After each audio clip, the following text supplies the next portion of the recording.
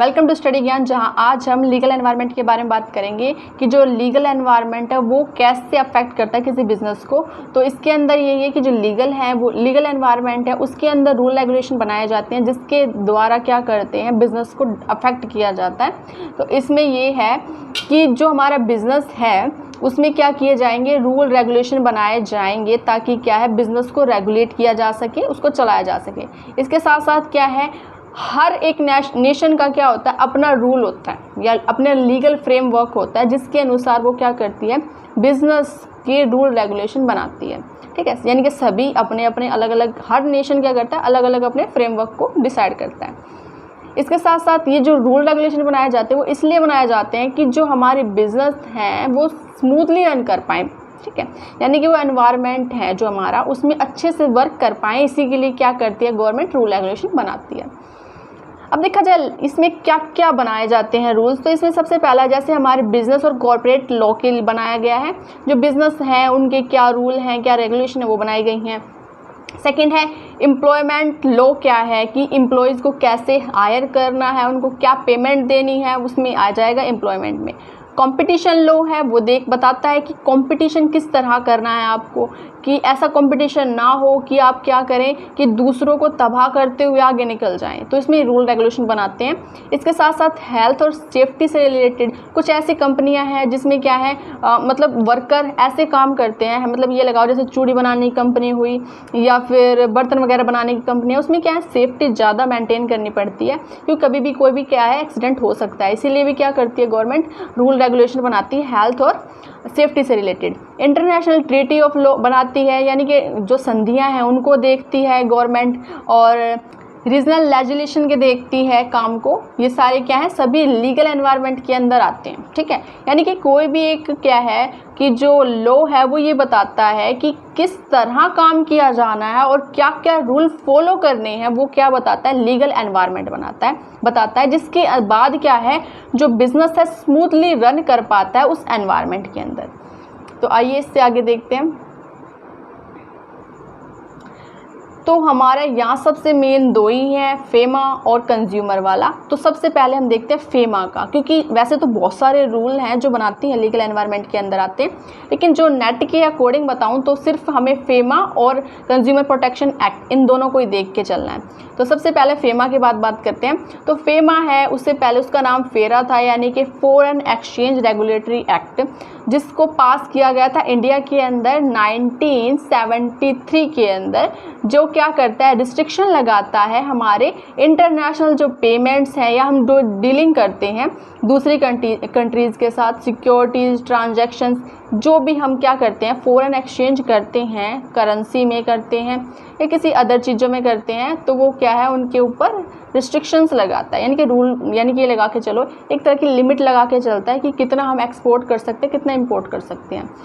ठीक है, इसके बाद है बात फेरा की बात करें तो फेरा सबसे पहले क्या है हमारा, जब एनफोर्समेंट में आया था वो था 1 जनवरी 1974 को आया था, क्योंकि इसे लेके आए थे हमारे जो इसको रिपील्ड किया गया था 1998 के अंदर अटल बिहारी वाजपेयी सरकार ने किया था। इस फॉरेन एक्सचेंज को चेंज करके किसमें कन्वर्ट कर दिया था, फेमा में कर दिया था। और फिर जब इसको क्या है अमेंडेड कर दिया गया, उसके बाद फिर इसको क्या है एनफोर्स में या इफेक्ट में कब आया, 1 जून 2000। ठीक है, तो फिर से एक बार रिवाइज कर लेते हैं। जो फेरा है, सबसे पहले था हमारा फेरा, यानी कि फॉरेन एक्सचेंज रेगुलेटरी एक्ट। ठीक है, जो 1973 के अंदर था। उसके बाद इसमें क्या है, कुछ कमियां थी जिनको क्या कर दिया गया, हटाकर जो अटल बिहारी वाजपेयी सरकार है वो लेकर आई थी 1998 के अंदर। लेकिन इसको क्या है, हमें इसमें चेंज कर दिया गया कि फेरा को फेमा, यानी कि फॉरेन एक्सचेंज मैनेजमेंट एक्ट में कन्वर्ट कर दिया गया, और 2000 के अंदर क्या कर दिया गया, हमारा वो इफेक्ट में लाया गया। ठीक है, तो बस ये याद रखने की कि कब शुरू में आया, फिर उसके बाद उसको कैसे चेंज किया गया, ये सब बताया गया है। इससे आगे जो हमारा मोस्ट इम्पोर्टेंट है वो है हमारा consumer protection act. Consumer protection act में लगातार क्या होते जा रहे हैं, चेंजेस होते जा रहे हैं। अब देखा जाए तो अब तक 4 बार क्या कर दिया गया, अमेंडेड कर दिया गया है इसको, अमेंड करते करते। तो सबसे पहले हम देखते हैं कि कब आया। तो हमारा कंज्यूमर प्रोटेक्शन एक्ट है 24 दिसंबर 1986 को आया था। और इसको फोर्स में कब लेके आए थे, यानी कि लेकर जो सिग्नेचर हुआ था वो हुआ था 24 दिसंबर को, यानी कि 1986 के अंदर। और लेकिन जब वो फोर्स में आया, वो आया 15 अप्रैल 1987 में पूरे इंडिया में लाया गया, जम्मू एंड कश्मीर को हटाकर। यानी कि ये लगा लो कि जम्मू कश्मीर को उसमें शामिल नहीं किया गया था जब इसको लेके आए थे। इसके बाद अब करंट में क्या है, इसको फिर रिप्लेस कर दिया गया कंज्यूमर प्रोटेक्शन एक्ट 1986 को 2019 के अंदर, जिसके अंदर अलग अलग क्या है, लिमिट्स लगाई गई हैं। सब कुछ जो पहले था उसमें थोड़ा बहुत चेंज कर दिया गया है। जो हमारे रामविलास पासवान सर हैं वो लेकर आए हैं इसको 2019, यानी कि कंज्यूमर प्रोटेक्शन एक्ट 2019, जो क्या है फोर्स में आया है हमारे करंट में अभी 20 जुलाई 2020 के अंदर। ठीक है, तो इसमें टोटल अमेंडेड बता दिया गया कि कौन कौन से अमेंड किए गए हैं। तो सबसे पहला अमेंडमेंट हुआ था 1901 में, 1903 में फिर उसके बाद हुआ 2002 के अंदर, एंड देन अब हुआ है 2019 में। ठीक है, तो इसको कहा है कंज्यूमर प्रोटेक्शन एक्ट 2019। तो इसमें क्या क्या चेंजेस हुए हैं देखते हैं। तो सबसे पहले एक बार राइट बता देती हूँ, कंज्यूमर के क्या क्या राइट्स हैं। ये तो मतलब 6 के 6 राइट्स पता ही होंगे सबको कि आप क्या कर सकते हैं। राइट टू कंज्यूमर एजुकेशन, उसको शिक्षा का अधिकार है, कुछ भी जानने का इन्फॉर्मेशन, यानी कि जो प्रोडक्ट या सर्विस दी गई है उससे रिलेटेड जो भी इन्फॉर्मेशन है उसको कलेक्ट करने का अधिकार है। इसके साथ साथ सेफ्टी का अधिकार है, आप ऐसा कोई प्रोडक्ट ना दें जिसकी वजह से क्या है उसको कोई हार्म पहुँचे हमारे कंज्यूमर्स को। इसके साथ सिक रेजिडुअल का मतलब है अगर कुछ भी क्षति होती है तो कंपनसेशन को पाने का अधिकार है।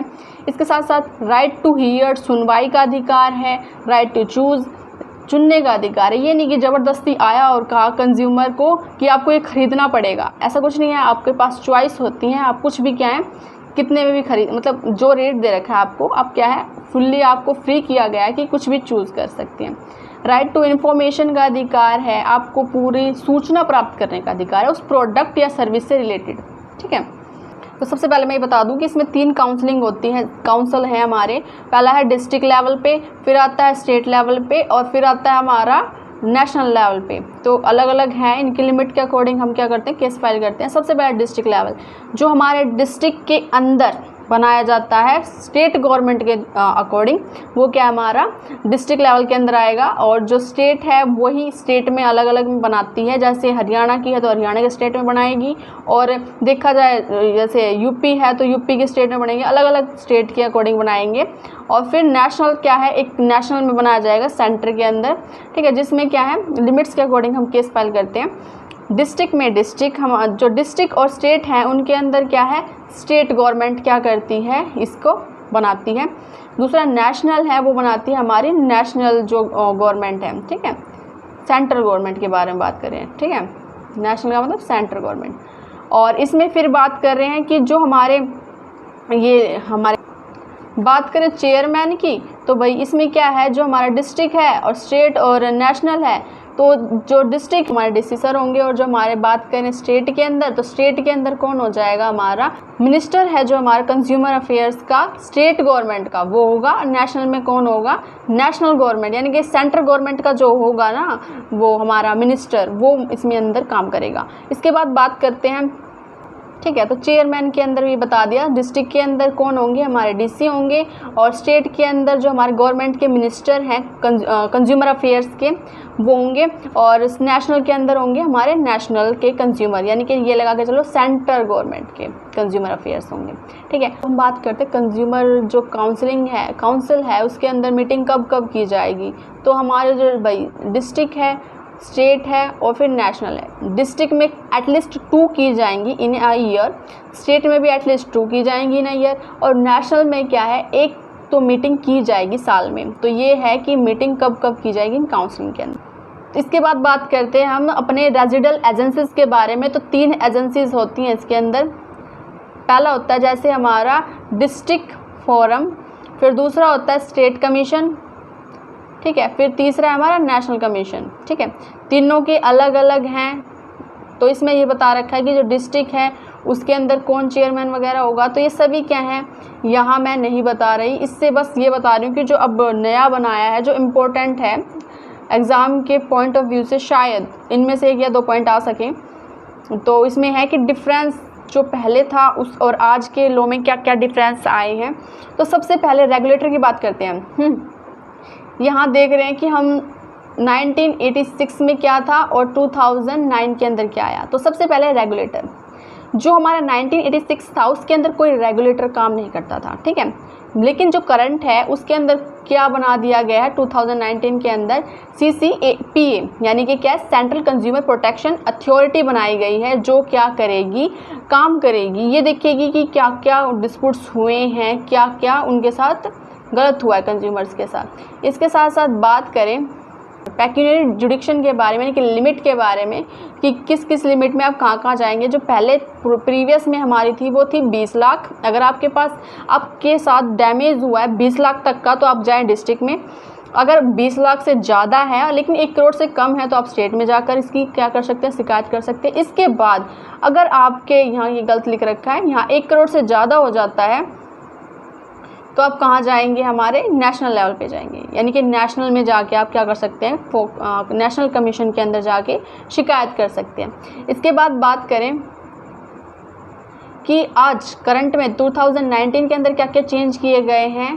तो इसमें चेंज किए गए हैं हमारे, जो डिस्ट्रिक्ट में पहले था हमारा कितना था 20 लाख तक का, उसको चेंज करके 1 करोड़ तक कर दिया गया। यानी कि अगर आपके साथ कंज्यूमर प्रोटेक्शन एक्ट के अंदर अगर आपके अंदर क्या है, आपको कोई नुकसान हुआ है गुड्स या सर्विस की वजह से, तो आप क्या करें, 1 करोड़ तक की अगर आपकी वैल्यू उस गुड्स की, तो आप कहाँ जाएँ, डिस्ट्रिक्ट में जाएँ। 1 करोड़ से ज़्यादा लेकिन 10 करोड़ से कम है तो आप कहाँ जाकर कंप्लेंट कर सकते हैं, स्टेट पर कर सकते हैं। इसके बाद अगर वो क्या है 10 करोड़ को क्रॉस कर जाती है तो आप नेशनल कमीशन में जाकर शिकायत कर सकते हैं। तो इसके बाद देखते हैं मैरिटल जुडिक्शन के बारे में। तो इसमें क्या है, ये देखा जा रहा है कि जो कोर्ट में केस है, यानी कि ये लगाओ कंज्यूमर प्रोटेक्शन में जो केस है वो किस किस एरिया में किया जाता था। जो पुराने हैं उसके अंदर, जो 19 के अंदर था हमारा 1986 के अंदर, उसमें किया जाता था डिफेंडेंट, यानी कि जो सेलर है उसके एरिया में, यानी कि जहाँ से आपने क्या है ख़रीदा है, जहाँ सेलर बेच रहा है उसके एरिया में जाकर आपको क्या करना पड़ेगा, केस फाइल करना पड़ेगा, ठीक है। लेकिन करंट में अब चेंज कर दिया गया है। इसके अंदर क्या कर दिया गया है, जो एरिया है वो कौन डिसाइड करेगा, कंज्यूमर के अकॉर्डिंग डिसाइड किया जाएगा, ठीक है। इसमें जो वर्क है यही कि कंप्लेंट कहाँ की जाएगी, इसमें कंप्लेंट की जाएगी हमारे कंज्यूमर के अकॉर्डिंग, जहाँ कंज्यूमर को क्या है दिक्कत आई है, जहाँ वो ख़रीद कर लेकर गया। यानी कि पुराने वाले में सेलर के अकॉर्डिंग चलता था कि जो सेलर है जहाँ से ख़रीदा है वहाँ आप फाइल कर सकते हैं। लेकिन न्यू 2019 के अंदर क्या है, जो हमारा परचेज़र है उसके अकॉर्डिंग क्या किया जाएगा, केस फाइल किया जाएगा जहाँ वो रहता है, ठीक है। उसके बाद बात करते हैं प्रोडक्ट लायबिलिटी की, ठीक है। तो प्रोडक्ट लायबिलिटी के अंदर देखते हैं कि जो पहले था कि अगर मान लो प्रोडक्ट ख़राब निकलता है तो क्या करते थे, सिविल कोर्ट के अंदर ही किया जाता था, कोई कंज्यूमर कोर्ट नहीं होती थी। लेकिन अब करंट में क्या है, अगर आपने कोई क्लेम किया है तो उसको क्या है, अगर मान के चलो कि आपने कोई प्रोडक्ट ख़रीदा, उसकी वजह से आपको कोई हार्म पहुंचा है तो आपको कंपनसेशन दी जाएगी उस प्रोडक्ट के रिगार्डिंग, ठीक है। तो इसमें यही है कि आप क्या कर सकते हैं, कंपनसेशन क्लेम कर सकते हैं। अब बात करें ई कॉमर्स की, तो करंट में ई कॉमर्स क्या है, जोरों पर है। जैसे फ्लिपकार्ट हुई, अमेजोन हुई, ये सभी क्या करती हैं, ई कॉमर्स कंपनियां हैं जो क्या करती हैं, परचेज़ और क्या करती हैं, प्रोडक्ट्स को सेलिंग करती हैं, ठीक है। तो इसमें क्या है, पुराने वाले में पहले कुछ ई कॉमर्स कंपनियां थी ही नहीं तो प्रोविज़न क्यों बनाएंगे, था ही नहीं। तो लेकिन अब देखा जाए तो फ्रॉड बहुत ज़्यादा होते हैं ई कॉमर्स की वजह से। क्या करते हैं, जो कंपनियां कई बार प्रोडक्ट ख़राब दे देती हैं, रिटर्न नहीं करती, रिफ़ंड नहीं करती, ठीक है। तो इस वजह से भी क्या है, ई कॉमर्स के कुछ रूल रेगुलेशन बनाए गए हैं। किसके अंदर डाल दिए गए, वो 2019 के अंदर, पुराने वाले में नहीं थे। इसके बाद बात करते हैं, तो इसके बाद इसमें बना दी गई है मेडिएशन सेल। मेडिएशन सेल बनाई गई है जिसके अंदर क्या है, जो लीगल हमारी फॉर्मेलिटीज़ हैं पहले नहीं थी। मेडिएशन सेल इस तरह का कोई प्रोविज़न हमारे में नहीं इंक्लूड किया गया था, लेकिन करंट में क्या है, इसको इंक्लूड कर दिया गया है। और इसमें क्या है, सेटलमेंट की जाती हैं, ठीक है।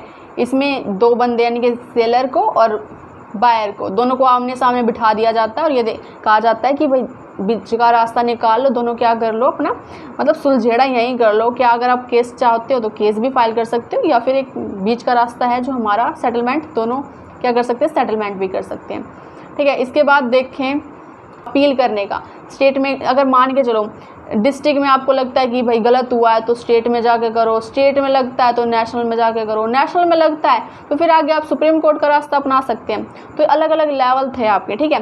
तो उसमें क्या है, एक टाइम लिमिट फिक्स कर रखा था कि अपील कितने टाइम में कर सकती हो, तो वो कितना था, 30 डेज़ था, ठीक है। इसको आप बढ़ा सकते हैं लेकिन आपको क्या है, रीज़न देना पड़ेगा कि किस वजह से आप अपील नहीं कर पाए, ठीक है। इसके बाद बात करते हैं करंट में।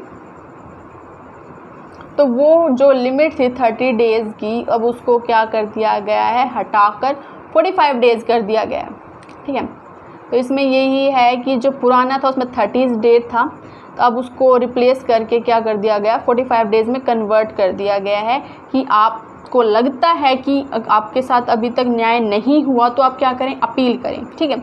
तो डिस्ट्रिक्ट वही, डिस्ट्रिक्ट से स्टेट, स्टेट से नेशनल, ऐसे चलता रहता है, ठीक है। तो इसमें यही है कि आप बस आपको वैसे ही करना है मतलब अपील तो, लेकिन क्या है जो डे 45 कर दिए गए हैं, पहले 30 डे थे अब 45 कर दिए गए। अगर आपको डिले हो जाती है, आप क्या है अपील नहीं कर पाते, तो आपको इसका कारण देना पड़ेगा रीज़नेबल। इसके बाद क्या है, फिर आप अपील कर सकते हैं आफ्टर 45 डेज़, ठीक है।